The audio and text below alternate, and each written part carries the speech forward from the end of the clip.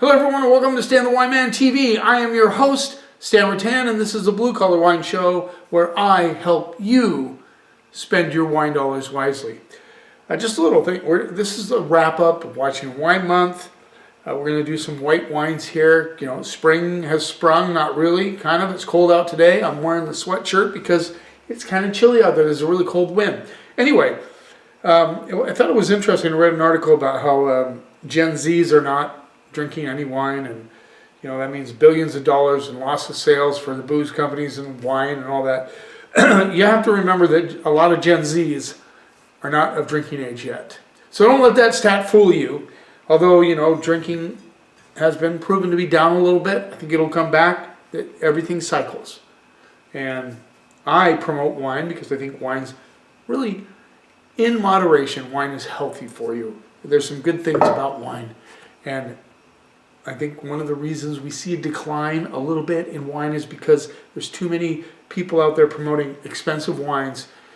And I think these young people need to understand that they don't have to spend $40, $50, $60, $100 to get a good bottle of wine. There's a lot of good wine out there that is not necessarily expensive. And that's what I'm shooting for on this program. Now, that doesn't mean I will not review an expensive wine every once in a while to see if it actually delivers for the money.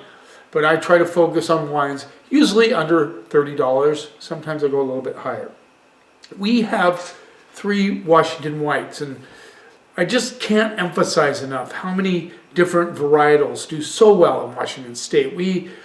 Washington State produces many varietal wines, and they do a good job with most of them. And I mentioned in the past, one of the varietals that doesn't do well in Washington State, there are some wineries that succeed a little bit, but it's not what it's known for, is Pinot Noir. Actually, I used to think that Zinfandel wasn't necessarily a good Washington wine grape, but there are certain pockets of vineyards in Washington that grow Zinfandel, and those Zins are pretty good, just saying. So we have 3 wines here, and they're very interesting wines because these are wines you don't necessarily go to Washington for. You know, you think of Pinot Gris, you think of Chardonnay, you think of Sauvignon Blanc. Those are the things that you think about with white wines from Washington State. Riesling, believe it or not, years ago, Riesling, Washington State was known for. Now, let's get down to Washington State whites. We have a Gruner Veltliner, mostly known in Austria. We have a Albarino, obviously Rioja, Spain, does a lot of Albarino. And then we have a Roussanne, which is grown a lot in the Rhone Valley, the southern Rhone Valley. Now we have 3 from Washington State, Gruner Veltliner, Albarino, and Roussanne. So we're going to start out with the, this one's cool because this winery, I support them at the store. They're up in Blaine, Washington, which isn't that far away from here. They're up near Canada, and they have, they've come out with some pretty interesting wines. I have their Pinot Noir. I have a couple other wines of theirs. But this is the 2023 Van Vino Gruner Veltliner Puget Sound appellation. That's a fairly recent appellation in Washington State. Then this rolls in at $13. So very reasonably priced. You can get a lot of Austrian Gruner Veltliners for around that price. So this is not out of that realm of reasonably priced wine. It's a state grown, so they're actually growing this fruit up there. This rolls in at $13. Van Vino. Now, their label is I think it's a little, I'm big on labels. And, you know, cute labels do sell wine, but they better be good wine or they will not be in my department. But this label is a little bit, I'm not sure. You tell me in the comments. What do you think about this label as far as selling it in the store? I'm kind of in the middle on it. Let's see what we get on the nose. Gruner Veltliner, mostly grown in Austria. Let's see what we get. So the color on this is golden, really light golden color, kind of a straw color. Let's begin on this. Get a little interesting kind of filbert, you know, nuttiness to the nose with a little bit of, yeah, that nuttiness really comes through on the nose, big time. Melon, a little bit of grass coming through on this one. Very interesting aromas on this wine. Now let's see what we get on the palate.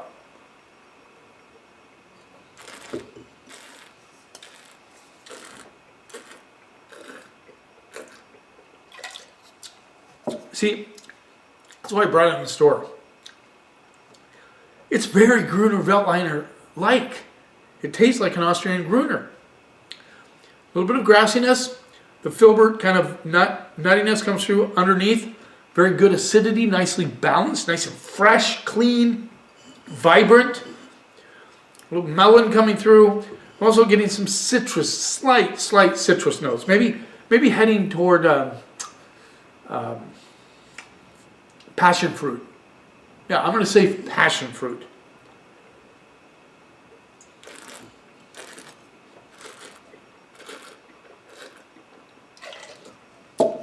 Maybe even a little kiwi, lemon thing going on. Very, very vibrant.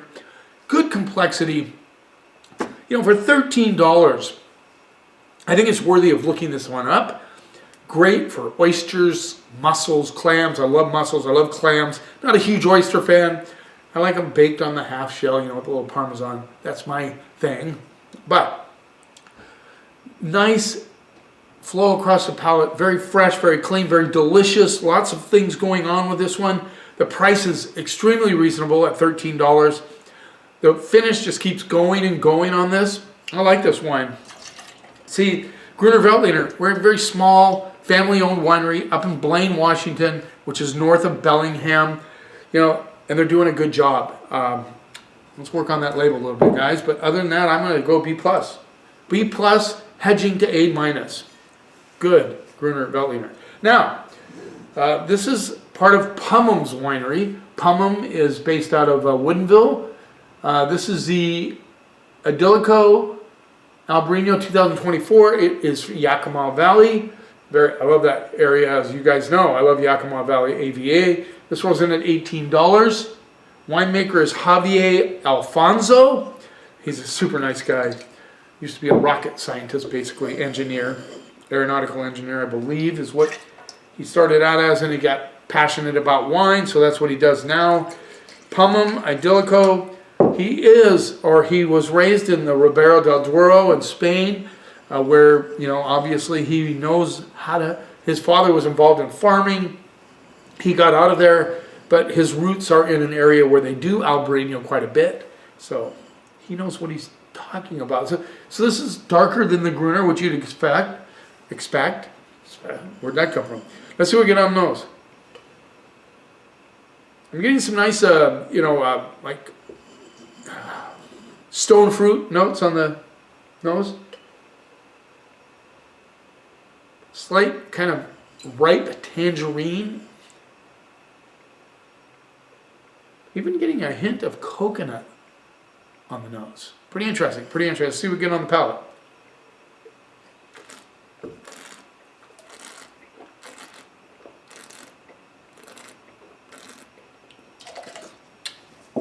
Very intense.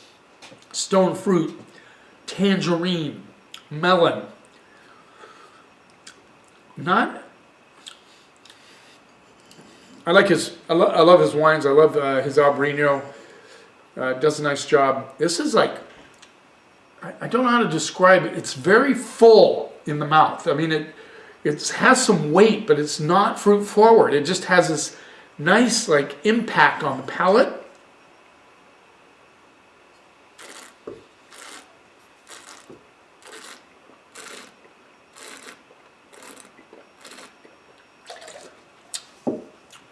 I mean, very intense, but dry, clean, good complexity with that kind of combination of stone fruit, tangerine, citrus notes. Coconut doesn't come through on the palate. I just smelt it on the nose. I smelled it on the nose. Good vibrancy, good integration of acidity and fruit.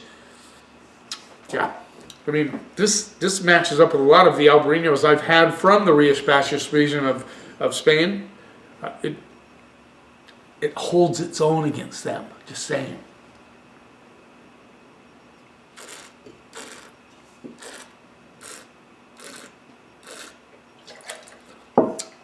Even getting just a little bit of a grass note coming through on this one. I love this wine. I'm going to go B+, A- on that.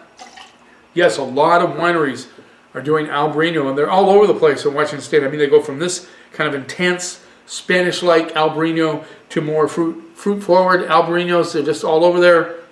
I love it that a lot of wineries are picking up this fruit is doing well. That means they're planting more in Washington State. Now let's move on to Esja. This is a mountain range in Iceland. Sorry, Tanya. Tanya Bjornsson, hard, and she's a great winemaker. She actually, believe it or not, brings 50 tons of fruit to a 500 square foot garage, and that's where she makes her wine. That's incredible. It is very incredible. So Roussanne is known to mostly out of the Rhone Valley. It's used a lot in blends. They blend a lot with Marsanne, Roussanne, Viognier. Those are all the kind of whites of the Rhone Valley. They have other ones, of course, but those are the main three. And so Roussanne, this is a very, very darker. So they're getting darker as we go along. On the nose, you get a little bit of a, let's see, getting some peach, mango, a little bit of melon coming through on the nose.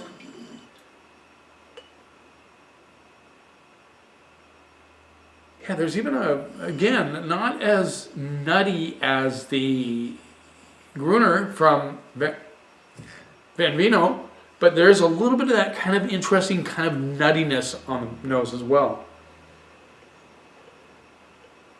I even get a little hit of petrol. Let's see what we get on the palate.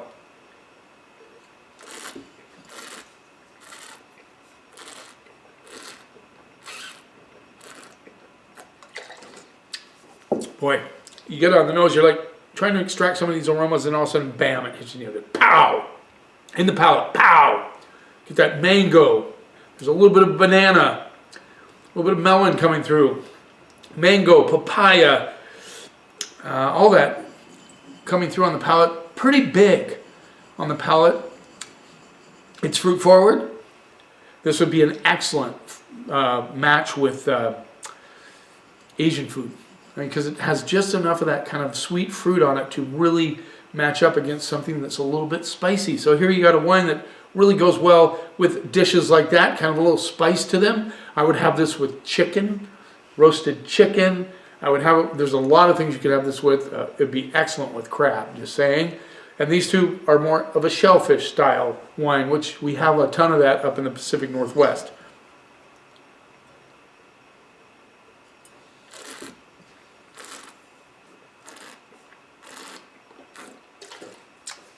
Okay, let me show you the label and give you the price. I got a little bit excited. Esja, $25. Roussanne from Washington State. Tanya does a great job with this. This is an excellent Roussanne. I like it a lot. A little fresh on the finish, so it's not claying at all. You have a little bit of that fruit, that kind of ripe mango papaya thing going on. A little bit of that. There's a little bit of a nuttiness kind of lies underneath in the belly. Just a trace of that through there with a little bit of melon as well.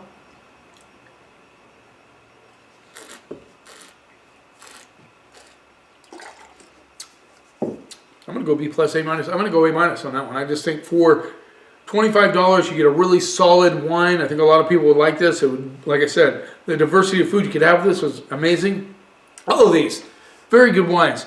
And grapes that you don't usually look for outside of their region. So this, you know, this just shows you what Washington can do with like a Roussanne, an Albarino, and a Gruner Veltliner.